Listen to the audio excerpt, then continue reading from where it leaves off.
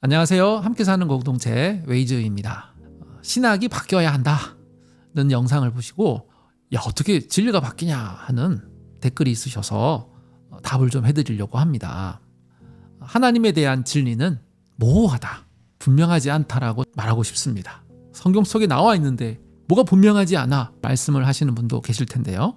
성경은 2000, 3000년 전에 기록된 책입니다. 외국어로요.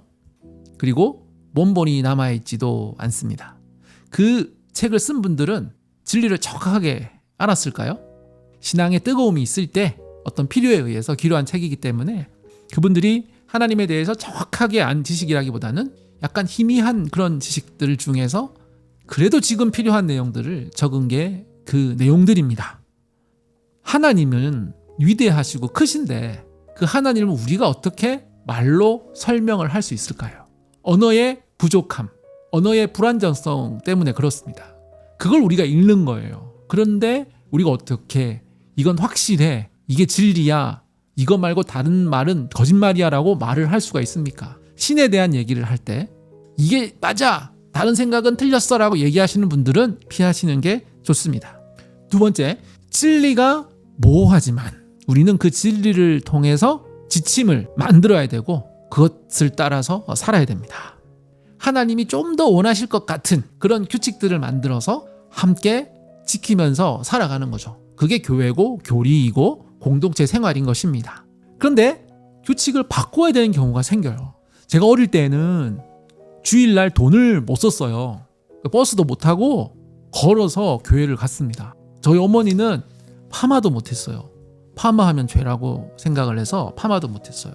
그때는요, 목사님 중에 이혼을 하면 목회를 못 했어요. 이혼은 죄였기 때문에 그렇습니다. 그런데 지금은 이혼이라고 해서 다 나쁜 게 아니라 해야 되는 이혼도 있다는 거가 사람들이 알게 되고 그 규칙을 바꿔서 지금 이혼을 해도 아무 문제 없이 목회 활동도 할 수 있을 정도로 지금 열려있는 시대가 됐다는 겁니다. 옛날에는 지식이 조금 떨어져서 잘못된 결정을 했다면 지금은 더 하나님을 많이 알게 되었기 때문에 지금은 또 다른 결정을 하는 거죠. 저는 타종교에 있어서도 그리고 성소수자에 대해서도 지침이 좀 바뀌어야 된다고 생각을 합니다. 다른 종교를 보면, 스님을 보면 우리 이런 생각을 합니다. 저렇게 열심히 착하게 사시는 분이 예수를 믿고 천국 가면 얼마나 좋을까 하는 생각을 말이죠.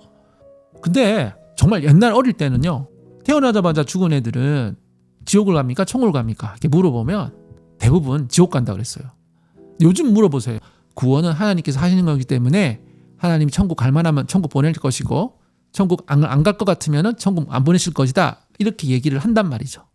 많이 바뀌었죠. 좀 더 시간이 지나면 이렇게 얘기할 거예요. 구원은 하나님이 알아서 하신 거니까 네가 믿는지 안 믿는지는 중요한 게 아니야. 하나님이 알아서 하실 거야. 이렇게 이제 갈 거예요. 그러니까 지금까지 우리 구원은 내가 고백을 해야만 구원받는다 생각을 하지만 점점 시간이 갈수록 내가 어떻게 하는 행동을 가지고 내가 뭐 고백한 걸 가지고 너는 구원받았어 라고 말할 수 없을 거야 라는 쪽으로 점점점 갈 거란 말이죠. 그럼 조금 더 시간이 지나면 그냥 각자 신을 만났는데 자기가 만난 신을 어떤 데서는 하나님이라고 부르고 어떤 데는 뭐 부처라고 부르고 어떤 데는 알라라고 불렀지 않았을까 이런 생각이 점점점 나온단 말이에요. 그래서 누구든 그냥 신을 숭배하고 실천적으로 살아가는 사람은 결국 구원받을 거야 라고 이렇게 생각이 점점 바뀌어 나간다는 거예요. 그렇게 되면 타 종교에 대해서 굳이 이렇게 불교 신자를 기독교인으로 만들려고 애를 쓰지 않아도 되는 때가 아마 올 겁니다. 언젠지는 모르겠지만, 그러니까 지금 미리 여러분들은 다른 신자들을 교회로 이렇게 끌고 오는 거, 그거는 좀 자제를 해야 되겠다. 그렇게 타종교에 대한 지침도 좀 바뀌어야 된다고 생각을 하고, 저는 이 성소수자에 대한 생각도 바뀌어야 된다고 생각을 합니다. 이성 간의 섹스보다도 더 짜릿한 동성 섹스를 즐기는 놈들이다. 아주 성중독자들이라서 걔네들은 그렇게 하는 거야 라고 생각을 하면서 아주 나쁘게 생각을 합니다.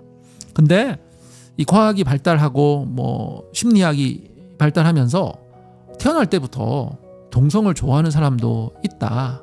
그리고 성 역할이 이렇게 희미해진 시대에서 남자가 꼭 여자를 사랑해야 되나, 여자가 꼭 남자를 사랑해야 되나, 그건 본성적인 문제가 아니더라도 나 외에 다른 사람 하나를 지정을 해서 사랑하고 결혼을 해도 그게 무슨 문제가 되겠나?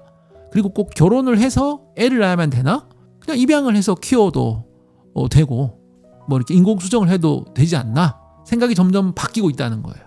어떤 섹스를 위해서, 성적 욕망을 위해서가 아니라 진정한 사랑을 한다면 성경에서 얘기하는 사랑과 큰 차이가 없어요. 성경에서 상대방을 아껴주고 배려하고 마치 예수님처럼 하나님처럼 서로 존중해주는 그런 태도만 있다면 그게 부부가 아닐까 하는 그런 생각으로 점점점 바뀌어 나가는 거죠.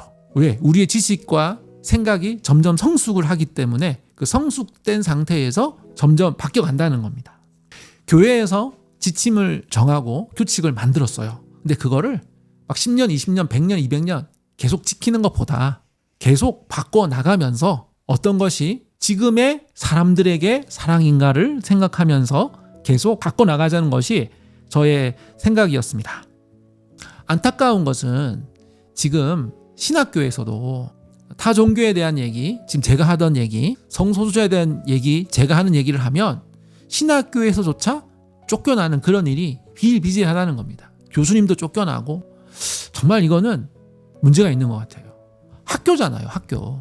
어떤 새로운 규칙을 만들어야 된다, 정책을 바꿔야 된다고 의견을 개진을 하는데 그걸 갖다가 퇴학을 시키고 교수님을 쫓아내고 하는 거는 그건 너무 비인간적인 거 아닌가요? 너무 발전이 없는 거 아닌가요? 신학은 진리는 고정되어 있지 않다고 생각합니다. 왜냐하면 어차피 우리가 아는 진리는 불완전한 것이기 때문에 시대와 문화에 따라서 조금씩 바꿔나가는 것은 타협이 아니라 본질을 잃는 게 아니라 본질을 더 찾아가는 길이 아닌가라는 생각을 하면서 오늘 영상을 마치겠습니다. 시청해주셔서 감사합니다.